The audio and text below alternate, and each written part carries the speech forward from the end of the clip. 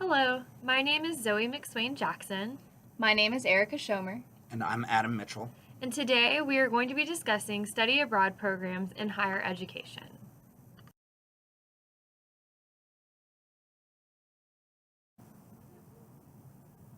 The first person to ever study abroad was Emo of Friesland, who is oftentimes called the pioneer of study abroad. In 1190, he traveled from Holland to study at Oxford University. Throughout the Middle Ages, very few people could afford to study abroad. It was a luxury reserved for the rich. During the late 1700s and early 1800s, Napoleon Bonaparte was on a quest to unite all of Europe. Although he failed miserably, his intentions stemmed from an idea of Swiss diplomat Emmerich de Vattel, who was a strong advocate for exchanging academic ideas among nations in order to strengthen peace and security for all. This idea continued into the late 18th century with Marc-Antoine Julian, who urged for the creation of a worldwide commission on education. In the next century, this came to be as representatives from England, France, Germany, and the United States met up in London to come up with a way of organizing and managing international education. This plan became a reality in 1876. The first European student to come study at an American university was John Diamatari. He traveled from Ipsara, Greece to attend the University of Georgia in 1835, and afterwards he served as the U.S. consul in Athens, Greece. After the First World War, many organizations were encouraging students to learn more about other countries in order to promote peace. In 1919, the Institute of International Education, IIE, was created, and in 1923, the University of Delaware founded America's first study abroad program. While this was a great stride, in the 20s, most study abroad programs that started up were only focused on sending students to European countries. During the Second World War, American study abroad was put on hold for a little while. Afterwards, however, was very reminiscent of attitudes post-World War I. People were itching to start studying abroad again.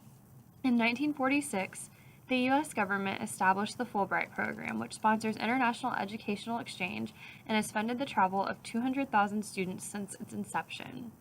In the 1950s and 1960s, students began to become more interested in traveling to Africa, Asia, and South America.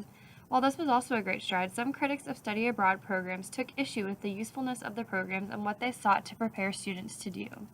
President Eisenhower listened to these concerns, and in the 1960s, the National Defense Education Act was passed, which mandated that more programs include a foreign language learning component in them. During the time of the Cold War, emphasis on study abroad programs declined quite a bit. Despite this, several universities showed an interest in study abroad partnerships with Russia, and a Russian language program abroad was founded. The war seemed to only encourage people to want to learn about the world around them even more, and in 1991, the David L. Boren Federal Grant and Scholarship Program was founded to provide even more funding for study abroad. After the Cold War and the fall of the USSR, interest in study abroad programs exploded. Technology was advancing rapidly, and access to travel was being afforded to many more people. Now, not only students were traveling abroad, but faculty as well. The rigor in the programs increased, and the curriculum was expanded.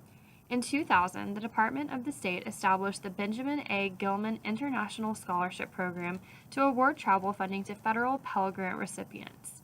In addition, International Education Week started up in the 2000s. This week occurs annually the week before Thanksgiving and is meant to celebrate global exchange.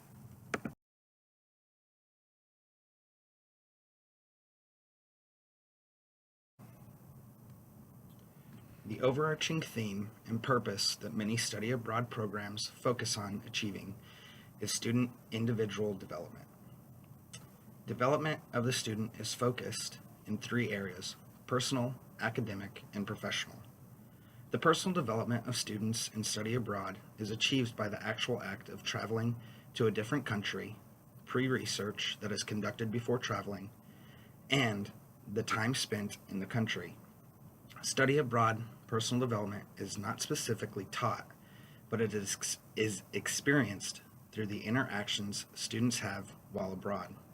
The personal development goal of most programs is for students to return to their home country with a better understanding of the larger world around them.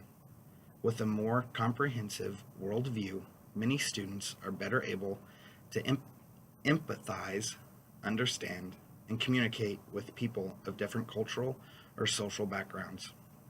It is expected that students will become more independent and overall better critical thinkers while studying abroad in a week or year-long program. Critical thinkers are better able to function in society and see solutions where no previous solutions may have been formed.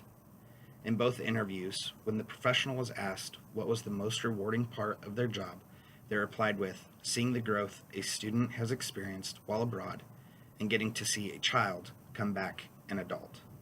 They also said the smiles and gratitude the students express as a perk. Academic success and growth is another focus of study abroad. Students are expected to attend the programs and classes required on the trip while achieving competitive grades. Academic success is a focus because these are higher education trips, but most of the true learning and study abroad happens outside the class. Professional development is an aspect of study abroad because with a wider worldview and understanding, it can become easier to network with people from different backgrounds. Studying abroad enhances individual communication skills, creating a more well-rounded person and professional. Study abroad is looked at as a tool to help shift an individual's perspective from a me to an us mindset. There is no growth in a comfort zone, and study abroad is a safe way for students to comfortably get out of their comfort zone to have a raw growth experience.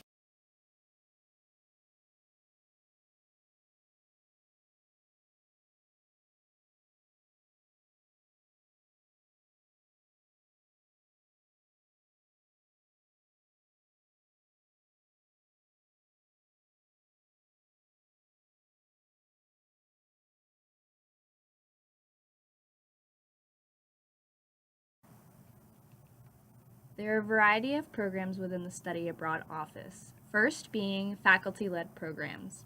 These programs are where students can go abroad with local university students and faculty. The duration of these usually lasts between 2 to 4 weeks. The cost, as far as that, students can pay tuition and fees at their home institution. The courses are direct enrollment, which means that they can earn university credit with a stricter syllabus, and courses are taught in English unless it is a foreign language program. The next type of program is international exchange programs. One or more students from domestic universities attends classes at international university, while students from that same international university come to the domestic university to attend classes. The student exchange may or may not occur concurrently, but must maintain a balance of incoming and outgoing students. These programs usually last between 1 or 2 semesters, although 2-year programs are sometimes offered. As far as the cost, students pay tuitions and fees at their home institutions so they can earn scholarships. As far as courses, some classes may emphasize learning the language prior or during the trip, and students take classes with international students. The next type of program is affiliated programs. These types of programs are offered by third-party providers who have an official agreement with the university and usually last about a year or a semester. As far as the costs, they are package-based, which includes tuition, accommodations, meals, on-site programs, in-class orientations, airport pickups, health insurance, and excursions. Students can pay tuition and fees at their home institution. As far as courses, other providers offer direct enrollment, which means that American students can register directly at their local universities. Some affiliated programs include placing student participants in classroom settings that follow American classroom conventions. Usually there are no local students taking the courses, so student interaction with the local population happens at home or at social events. The final type of program is non-affiliated programs, and these are, of course, not affiliated with the partner institution. Usually the student searches for these programs independently. The duration depends on program to program, but generally lasts a semester or a year. As far as the cost, no financial aid is offered by the domestic institution, so students must find outside scholarships. And courses vary among program to program, so it's really what the student is looking for.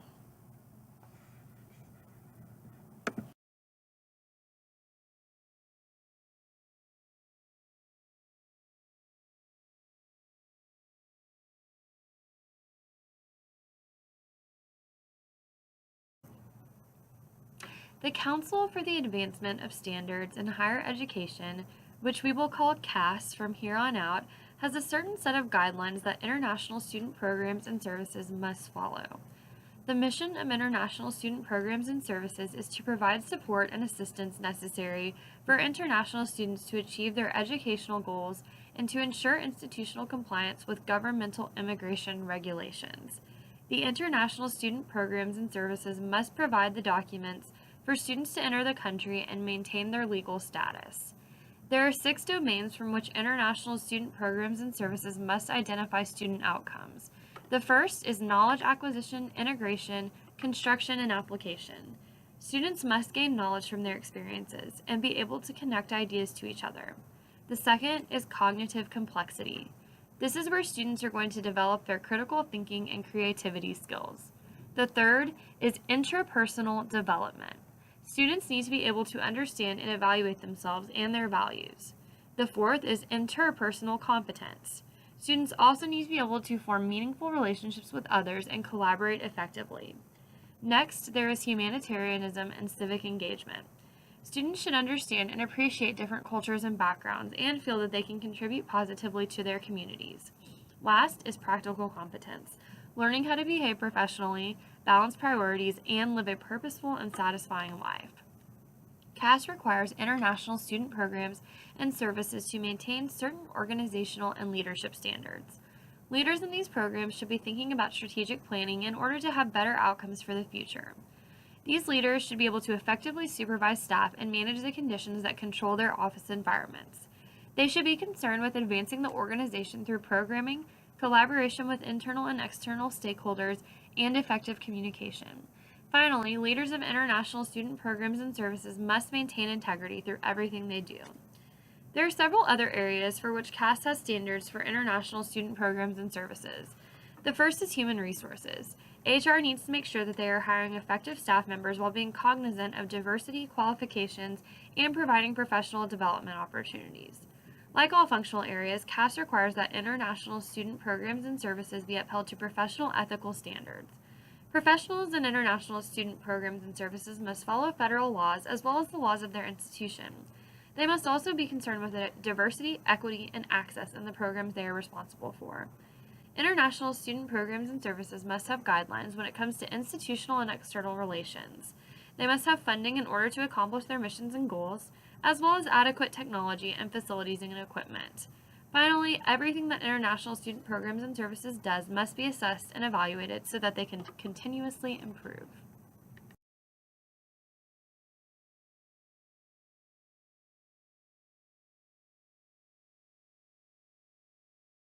Okay. For our project, we interviewed 2 professionals. The first professional we interviewed works at none other than Texas State University. Although you might think of study abroad programs as falling under student affairs, that is not the case at Texas State. Here, the international office as well as the study abroad office fall under academic affairs, which is led by the provost and vice president for academic affairs. The professional we interviewed is Dr. Alexandra SAHE. Dr. SAHE is the study abroad coordinator in the study abroad office. Alexandra was born in the Ukraine, where she received her bachelor's degree and her master's degree from Ivan Franko National University in Lviv. After that, she went to Poland to teach Russian and English. She then decided she wanted to live in another country, so she traveled to the U.S. and received a second master's degree in public administration from the City University of New York. Now she is working at Texas State University, where she received her PhD in adult education with a concentration on international studies. We also trekked over to Austin to interview our second professional at St. Edward's University. At St. Edward's, study abroad falls under the Office of Global Engagement, which is managed by the Associate Vice President for Global Initiative. Like Texas State, this is also housed under Academic Affairs. The professional we interviewed at St. Edward's is Mike Merrill. Mike is the Assistant Director for the Study Abroad in the Office of Global Engagement. Mike earned his bachelor's degree from the University of New Hampshire and is currently working on his master's at St. Edward's. Mike fell into this position a bit unconventionally. After he graduated with his bachelor's, he traveled around the world teaching English in countries like Costa Rica and Japan while taking some time off to hike the Appalachian Trail. He also lived in San Antonio for a while to teach ESL to the military when he heard of the opportunity at St. Edward's and realized how much it aligned with his passion for travel.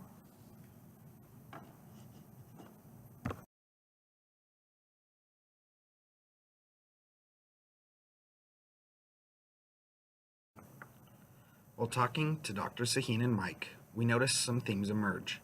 These themes are competencies and skills needed for the profession, addressing multiculturalism and diversity, current issues in study abroad, and being a part of professional organizations. They both gave some great nuggets of wisdom, which we'll share with you at the end. Both Dr. Sahin and Mike recommended that professionals working in study abroad offices have certain competencies and skills for success. Dr. Sahin recommended that all study abroad professionals have some sort of international experience, as it is hard to really relate to students from different backgrounds if you've never experienced that yourself. She also told us that it is very important to have patience and compassion for others. Students who study abroad or come to the United States are going through a huge change, and being kind goes a long way. Mike thinks that it is important to be understanding of cultural norms as well as informed about world events. He told us that this knowledge will make navigating a new country and meeting new people from different backgrounds much easier.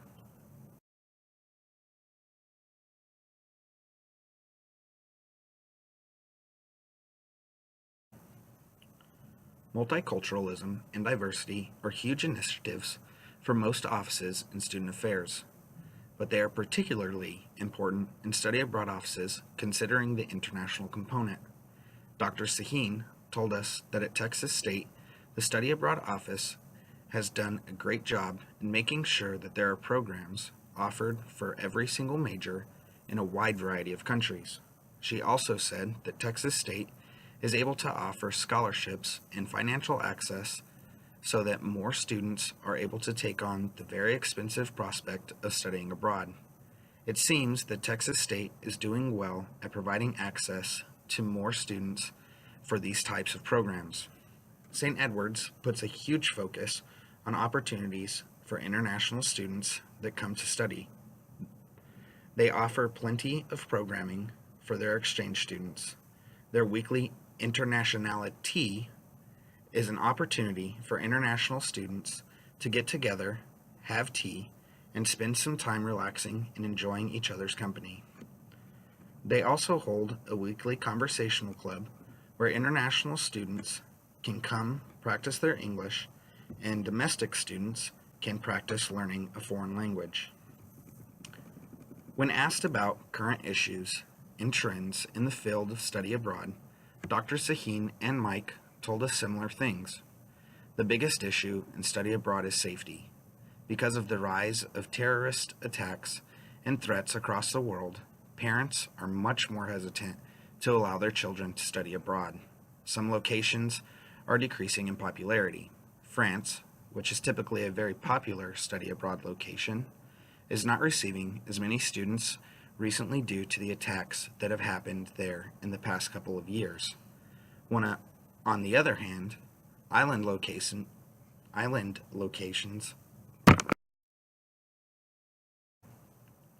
When asked about current issues and trends in the field of study abroad, Dr. Sahin and Mike told us similar things. The biggest issue in study abroad is safety. Because of the rise of terrorist attacks and the threats across the world, parents are much more hesitant to allow their children to study abroad. Some locations are decreasing in popularity.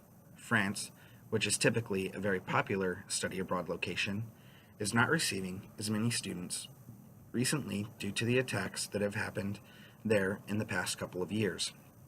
On the other hand, island locations such as Ireland and Australia are rising in popularity as they seem much more safe to visit.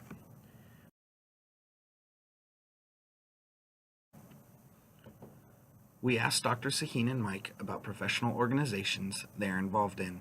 both told us that they were involved in NAFSA, which is the Association of International Educators.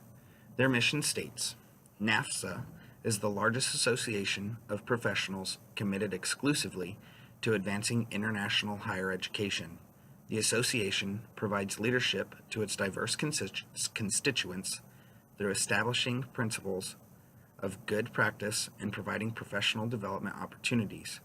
NAFSA encourages networking among professionals, convenes conferences and collaborative dialogues, and promotes research and knowledge creation to strengthen and serve the field. We lead the way in advocating for a better world through international education.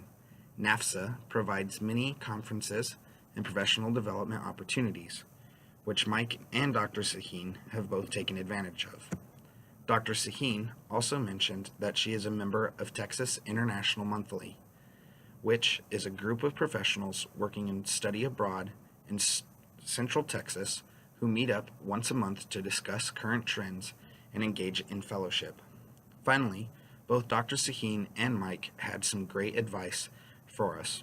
Dr. Saheen once again emphasized how important it is to get study abroad experience and work in the field to understand how international students are truly feeling.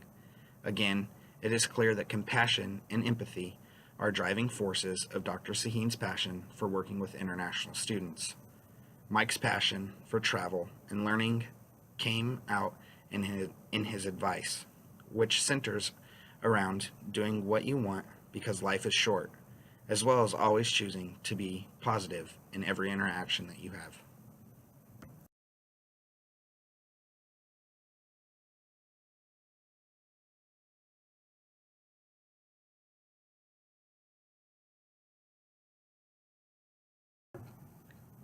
If you or your student are thinking about studying abroad, definitely take advantage of those opportunities.